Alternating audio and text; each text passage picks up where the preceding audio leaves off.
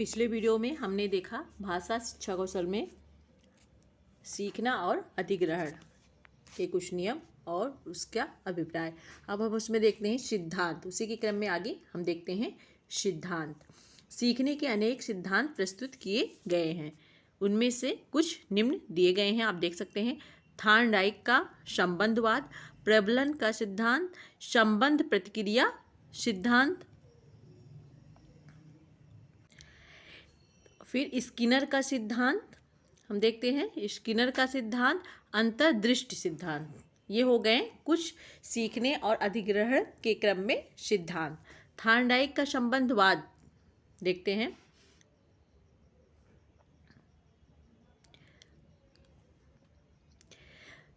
इस सिद्धांत के अनुसार जब कोई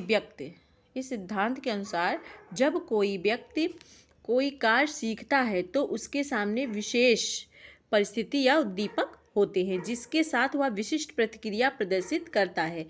भविष्य में उसी प्रकार उद्दीपक होने पर उसी प्रकार की प्रतिक्रिया होती है। इस प्रकार उद्दीपक प्रतिक्रिया में एक संबंध उत्पन्न होता है। इस सिद्धांत में प्रयास एवं त्रुटि को विशेष बल दिया जाता है। यह आपका थॉर्नडाइक का संबंधवाद सिद्धांत रहता है। कहने का तात्पर्य इनका है, जब हम कुछ सीखने के लिए किसी भी वस्तु को देख के हमारे अंदर उद्दीपक यानी कि इच्छा या जिज्ञासा प्रकट होती है कि हमें इस प्रतिक्रिया को करना है या इस क्रिया को करना है, तो वहाँ पे आपका थॉर्नडाइक का नियम कार्य करता है। और उसी प्रकार जब उद्दीपक हमें फिर आगे भविष्य में कभी दिखाई पड़ता है तो वह बालक या वह छात्र या वह विषय उसी प्रकार प्रतिक्रिया करता है। इसी को हम कहते हैं प्रयास एवं त्रुटि का विशेष महत्व। आगे देखते हैं प्रबलन का सिद्धांत। इस सिद्धांत का प्रतिपादन अमेरिकी मनोवैज्ञानिक C.L. हल ने थॉर्नडाइक और पावलोव के सिद्धांतों के आधार पर किया था। इस सिद्धांत के अनुसार सीखने का आधार आवश्यकता की पूर्ति है। जो C.L. हल ने दिया है, इनके अनुसार सीखने का आधार क्या है? आवश्यकता की पूर्ति है। जैसे एक पिंजरे में बंद भूखा पशु बाहर रखे भोजन को प्राप्त करने के लिए अनेक प्रयास करता है, अंततः वह बाहर निकलना सीख जाता है। अतः हल के अनुसार सीखना आवश्यकता की पूर्ति की प्रक्रिया के द्वारा होता है। हल ने कहा है कि जैसे एक प्रकार किसी भी भूखे पशु को किसी पिंजरे में बंद कर दिया जाए और बाहर उसके खाने का सामान रख दिया जाए तो किसी न किसी तरह पिंजरे को खोलने का प्रयत्न करेगा और बाहर निकलेगा। इसी को वो सीखने कहते हैं। अंततः वह बाहर निकलना सीख जाता है। इसी को सीखने का नियम कहते हैं।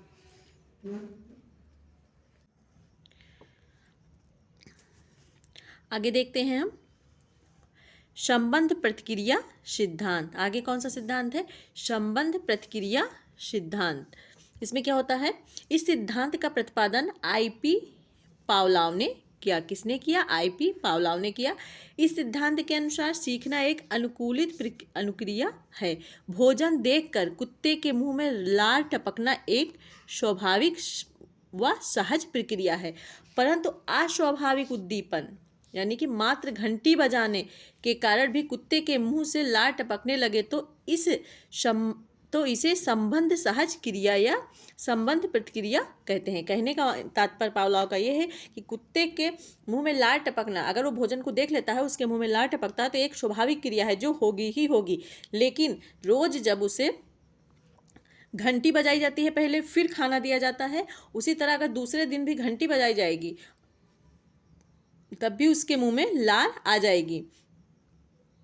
अगर तभी उसके मुंह में लार आ जाती है तो ये कौन सी क्रिया कहलाएगी? संबंध सहज क्रिया, क्योंकि उसके एक दिन पहले भी उसको घंटी बजाई गई, फिर उसके बाद उसको भोजन दिया गया। इसीलिए जब दूसरे दिन घंटी बजाई जाती है, तीसरे दिन घंटी बजाई जाती है तो उसका क्या होता है? उसके मुंह से लार टपकने लगती है और यह क्या हो जाता है? संबंध सहज क्रिया हो जाता है या संबंध प्रतिक्रिया हो जाता है। ये पावलोव का नियम सिद्धांत है। आगे देखते हैं स्किनर का सिद्धांत। इसके अनुसार इस सिद्धांत के प्रतिपादक कौन है? B.F. स्किनर है। इस सिद्धांत के अनुसार किसी अभिप्रेरणा उत्पन्न क्रियाशीलता ही सीखने का आधार है। एक लीवर युक्त बकश में बंद चूहे का पैर लीवर पर पड़ते ही खट की आवाज होती है और उसे प्याले में भोजन मिल जाता है। भूखा होने पर चूहा लीवर को दबाने लगता है। अतः स्पष्ट है कि किसी क्रिया के बाद कोई बल प्रदान करने वाला उद्दीपन मिलता है तो उस क्रिया की शक्ति की वृद्धि हो जाती है। कहने का तात्पर्य है कि एक दिन जब एक चूहे को एक बॉक्स में बंद कर दिया जाता है तो उसका पैर एक लीवर पर पड़ता है और खट की आवाज़ होती है और प्याले से भोजन उसको मिल जाता है। तो दूसरे दिन क्या वो चूहा जो है वो जब भूखा होता है तो लीवर को दबाने लगता है। इससे स्पष्ट होता है कि क्या उस क्रिया की शक्ति की वृद्धि हो जाती है।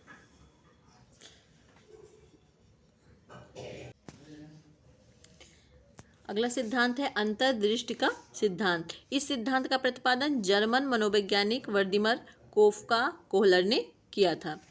इस सिद्धांत के अनुसार हम बहुधा स्वयं करके या देखकर सीखते हैं, परंतु कई बार हमें बिना बताए अपनी अंतर्दृष्टि से स्वयं ही सीखते हैं। जैसे एक कमरे में बंद बनमानुष कमरे की छत पर लटके केले को प्राप्त करने के लिए अनेक असफल प्रयास करता है, परंतु अंततः वह अपनी अंतर्दृष्टि से पास रखे बक्स को केले के नीचे खींच लाता है और उस पर चढ़कर केला प्राप्त कर लेता है।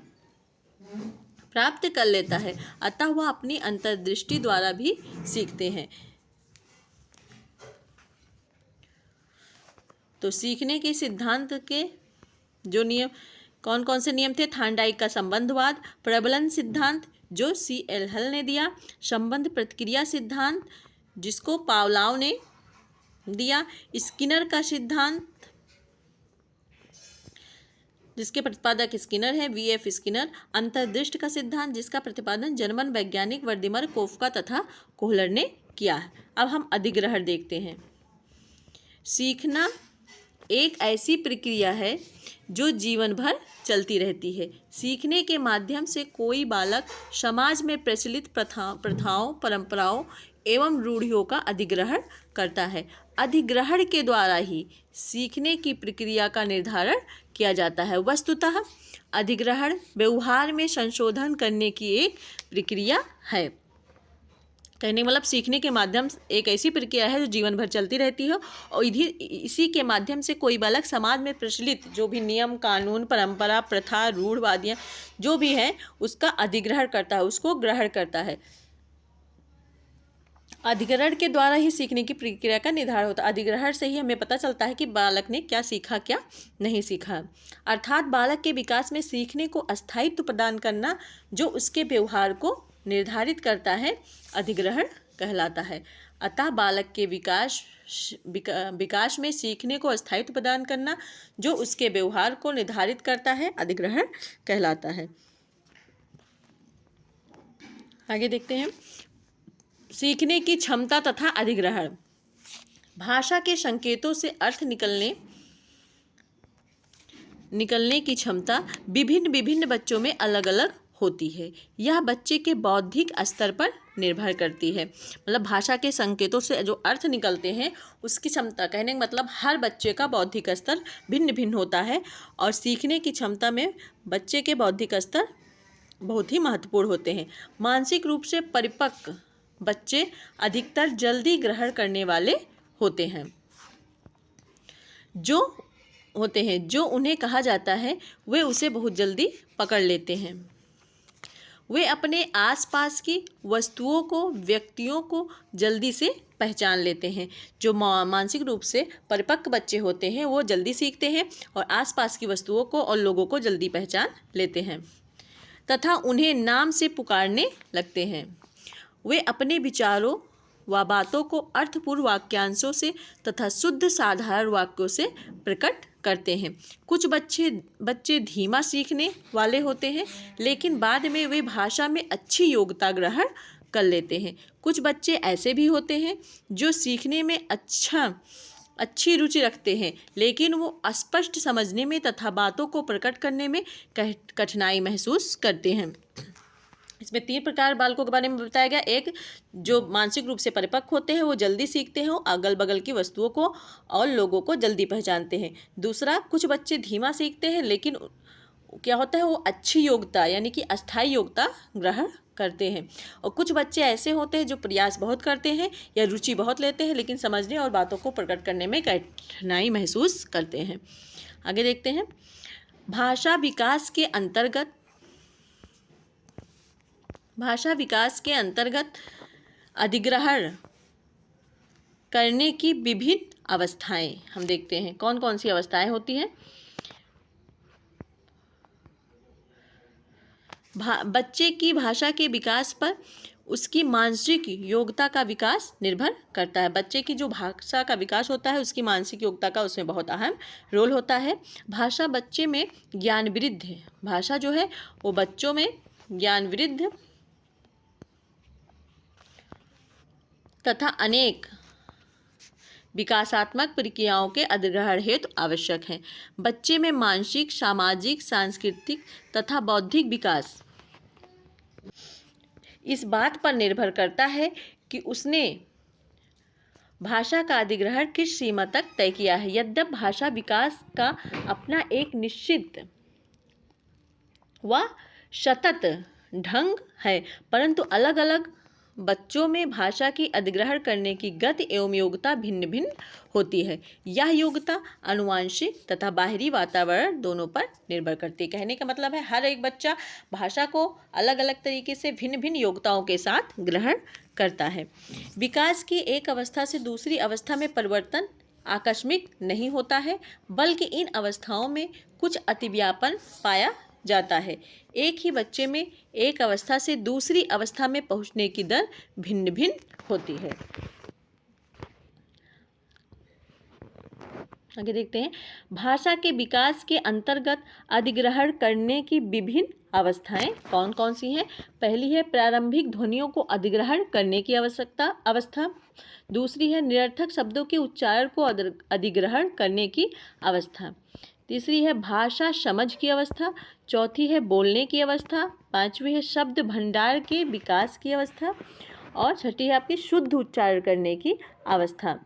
ये भाषा विकास के अंतर्गत अधिग्रहण की विभिन्न अवस्थाएं हैं, जिनकी शुरुआत ध्वनियों को अधिग्रहण करने से है, फिर निरर्थक शब्दों के उच्चारण करने की अवस्था है, फिर भाषा समझने की है, फिर बोलने की है, फिर शब्द भंडार को इकट्ठा करने की है, फिर शुद्ध उच्चारण करने की अवस्था है। अब हम सीखना और अधिग्रहण से कुछ प्रश्नों को देख लेते हैं। अभ्यास प्रश्न देखते हैं। हिंदी में कक्षा में प्रायः हिंदीतर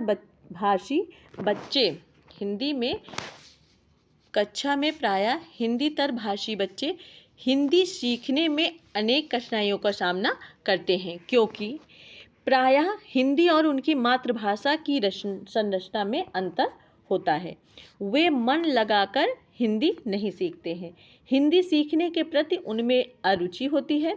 हिंदी बहुत कठिन भाषा है। कहने का मतलब है हिंदी की कक्षा में प्रायः हिंदीतर जो हिंदी भाषी बच्चे नहीं हैं, उन्हें हिंदी सीखने में अनेक कठिनाइयों का सामना करना पड़ता है। क्यों करना पड़ता है? 4 ऑप्शन दिए गए हैं, इसमें से कौन सा सही है? तो आपका इसमें पहला ऑप्शन सही है। प्रायः हिंदी और उनकी मातृभाषा की संरचना में अंतर होता है। इसीलिए अब इस बात पे जोर दिया जाता है कि प्राथमिक अवस्था में बच्चों को उनकी मातृभाषा में ही शिक्षा दी जाए। दूसरा प्रश्न देखते हैं। बच्चे अधिक से अधिक सीखें, इसके लिए गृहकार्य देने के बारे में कौन सा कथन उचित है? बच्चे ज़्यादा से ज़्यादा सीखें, इसके लिए गृहकार्य देने के लिए कौन सा विचार उचित है? देखते हैं। नंबर 1, गृहकार्य देना अति आवश्यक है। गृहकार्य अभिभावकों को व्यस्त रखने का उत्तम साधन है। बच्चों की क्षमताओं स्तर के अनुसार गृहकार्य दिया जाना चाहिए। अगला है, गृहकार्य कक्षा में किए गए कार्य का अभ्यास मात्र है। तो इसमें कौन सा ऑप्शन सही है आपका? तो आपका इसमें तीसरा सही है। बच्चों की क्षमता के अनुसार, उनकी स्तर के अनुसार ही गृहकार्य हमें उनको देना चाहिए। आगे प्रश्न देखते हैं। प्राथमिक स्तर पर बच्चों की भाषा शिक्षा के संदर्भ में निम्नलिखित में से कौन सा कथन असत्य है? प्राथमिक स्तर पर बच्चों की भाषा शिक्षा के संदर्भ में कौन सा भाषा शिक्षा के संदर्भ में कौन सा कथन आपका असत्य है? असत्य पूछ रहा है आपका। नंबर 1, सुधार के नाम पर सुधार के नाम पर की जाने वाली टिप्पणियाँ व निरर्थक अभ्यास से बच्चों में अरुचि उत्पन्न हो सकती है। बच्चे समृद्ध भाषा प्रवेश में सहज और स्वतः रूप से भाषा में परिमार्जन कर लेंगे। बच्चे भाषा की जटिल और समृद्ध संरचनाओं के साथ विद्यालय आते हैं। बच्चों की भाषा संकल्पनाओं और विद्यालय में प्रचलित भाषा प्रवेश में विरोधाभासी भाषा सीखने में सहायक होता है। इसमें कौन सा आपका सही है? प्रश्न है आपका, प्राथमिक स्तर पर बच्चों की भाषा शिक्षा के संदर्भ में कौन सा कथन आपका असत्य है? तो आपका इसमें 4 नंबर असत्य है और तीनों आपका भाषा शिक्षा के संदर्भ में सही कथन है। अगला देखते हैं, कविता शिक्षण के अंतर्गत सिखाने का मुख्य उद्देश्य क्या है? क्या है देखते हैं, भाव का अनुभूत रहित होना, भाव की अनुभूत कराना, आनंद का संचार करना, उपरोक्त में से कोई नहीं। कौन सा ऑप्शन आपका सही है इसमें? इसमें आपके कविता शिक्षण के अंतर्गत सिखाने का मुख्य उद्देश्य आपका रहता है भावों की अनुभूत कराना। अगला देखते हैं, बच्चों का सक्रिय शब्दकोश किसे कहा जाता है? जिन शब्दों का अर्थ बच्चे जानते हैं, जिन शब्दों को बच्चे जानते हैं, जिन शब्दों का प्रयोग बच्चे जानते हैं, जिन शब्दों का अर्थ बच्चे जानते हैं और प्रयोग करते हैं।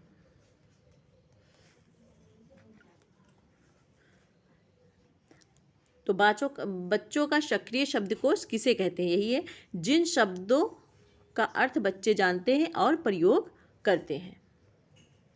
आगे देखते हैं, लिखना पढ़ने से पूर्व सीखना चाहिए, यह विचार किसका है? किसके अनुसार है कि लिखना जो है बच्चों को पढ़ने से पूर्व सीखना चाहिए? तो ये विचार आपका है लेडी मांटेसरी का। आगे देखते हैं, हिंदी भाषा शिक्षण सिखाने के प्रति रुचि उत्पन्न करना यह उद्देश्य है। हिंदी भाषा शिक्षण सिखाने के प्रति रुचि उत्पन्न करना यह उद्देश्य है। कौन सा उद्देश्य है? प्राथमिक स्तर के छात्रों का। यह उद्देश्य किन बच्चों के लिए है? तो इसमें ऑप्शन में आपको दिया गया है, हिंदी भाषा शिक्षण सिखाने के प्रति रुचि उत्पन्न करना प्राथमिक स्तर बच्चों के छात्रों के लिए, जूनियर स्तर, माध्यमिक स्तर या उच्च स्तर। तो आपके प्राथमिक स्तर के छात्रों के लिए होना चाहिए। अगला देखते हैं, भाषा सीखने के लिए सबसे उपयुक्त साधन है। भाषा सीखने के लिए सबसे उपयुक्त साधन है सुनना, बोलना, पढ़ना, अनुकरण करना। तो इसमें आपका हो जाएगा अनुकरण करना। आगे देखते हैं, भाषा शिक्षण के अंतर्गत भाषा के अधिग्रहण हेतु सबसे प्रबल पक्ष है। कौन सा? भाषा शिक्षण के अंतर्गत भाषा को ग्रहण करने हेतु सबसे प्रबल पक्ष, सबसे मजबूत पक्ष कौन सा है? सुनना तथा पढ़ना। केवल सुनना, केवल पढ़ना या केवल लिखना आपको बताना है। तो आपका इसमें ऑप्शन 1 सही हो जाएगा, सुनना तथा पढ़ना। अधिग्रहण करने के लिए हमें बातों को सुनना भी होगा और पढ़ना भी होगा। आगे देखते हैं, बच्चों में सीखने से होने वाला प्रभावपूर्ण परिवर्तन है। बच्चों में सीखने से होने वाला प्रभावपूर्ण परिवर्तन कौन सा है? व्यवहार परिवर्तन, मूल प्रवृत्तियों में परिवर्तन, व्यक्तिगत प्रेरणाओं में परिवर्तन, उपरोक्त में से क्यों कोई नहीं। बच्चों में सीखने वाला सबसे प्रभावपूर्ण परिवर्तन कौन सा है? उसके व्यवहार में परिवर्तन, सीखना ही है।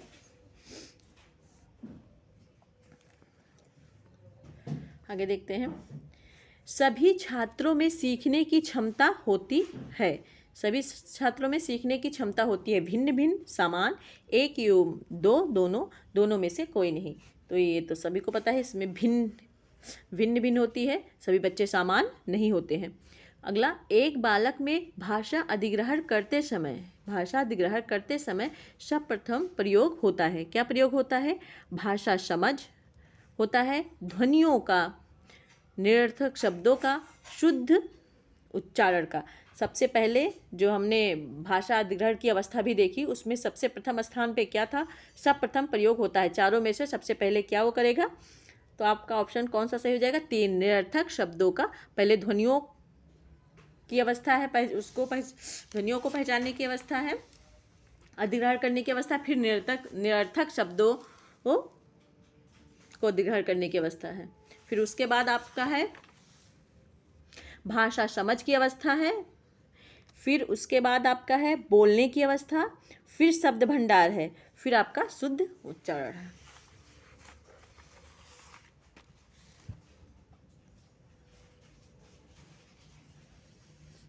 आगे देखते हैं, व्यवहार में संशोधन।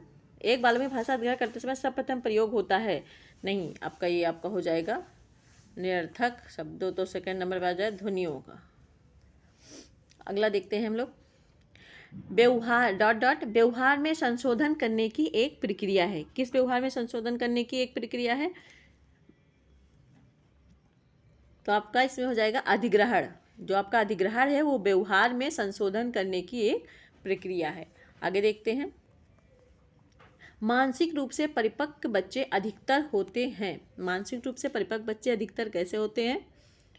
समान रूप से ग्रहण करने वाले, देर से ग्रहण करने वाले, जल्दी ग्रहण करने वाले, उपरोक्त में से कोई नहीं। तो आपका जल्दी ग्रहण करने वाले, जो मानसिक रूप से परिपक्व बच्चे रहेंगे वो जल्दी ग्रहण करेंगे। भाषा विकास के अंतर्गत अधिग्रहण करने की वह अवस्था जिसमें बालक शुद्ध उच्चारण करने लगता है। भाषा विकास के अंतर्गत अधिग्रहण की करने की वह अवस्था जिसमें बालक शुद्ध उच्चारण करने लगता है, कौन सी अवस्था होती है? 3 वर्ष की।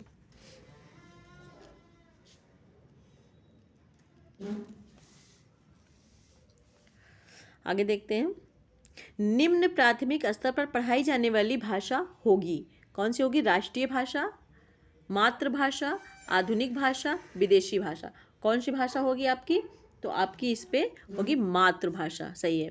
अभ्यास के नियम को अधिगम का एक नियम स्वीकार किया है। किसने स्वीकार किया है? स्वीट ने, कि थार्नडाइक ने, कि माघ ने, कि ब्रिंद ने? किसने स्वीकार किया है? तो ये आपका थार्नडाइक ने स्वीकार किया है। आगे देखते हैं, निम्न में से क्या भाषा शिक्षण में सीखने की एक विशेषता नहीं है? भाषा के ज्ञान में विकास करता है। भाषा के ज्ञान में विकास करता है। भाषा शिक्षण हेतु सुलभ वातावरण तैयार करता है। भाषा शिक्षण के अंतर्गत असक्रिय रहता है। उपरोक्त सभी, क्या इसमें जो एक विशेषता नहीं है भाषा शिक्षण की? तो तीसरा नंबर, ये सक्रिय रहता है। भाषा में शिक्षण हमेशा सक्रिय रहता है, इसमें असक्रिय दिया है, ये आपका गलत है। आगे, जब बच्चा किसी सीखी हुई बात का प्रयोग करता है तो यह प्रक्रिया कहलाती है। जब बच्चा अपनी कोई किसी सीखी हुई बात का प्रयोग करता है तो यह प्रक्रिया क्या कहलाती है? आपका अधिग्रहण कहलाती है। सीखने में संबंध प्रतिक्रिया सिद्धांत का प्रतिपादन किया था। किसने किया? सीखने में जो संबंध प्रतिक्रिया है उस सिद्धांत का प्रतिपादन किसने किया था? तो पावलोव ने किया था। धन्यवाद।